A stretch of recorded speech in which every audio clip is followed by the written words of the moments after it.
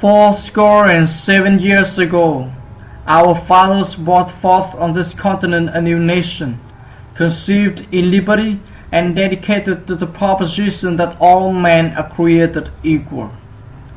Now we are engaged in a great civil war, testing whether that nation, or any nation so conceived and so dedicated, can long endure.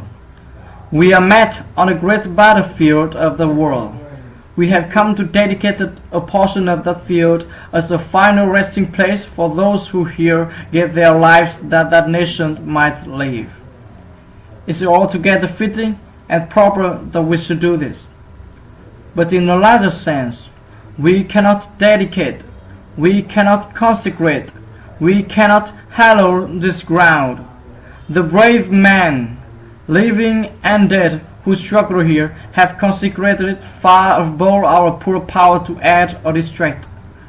The world will little note, no longer remember what we say here, but it can never forget what they did here. It is for us, the living, rather, to be dedicated here to the unfinished work which they who fought here have thus far so nobly advanced.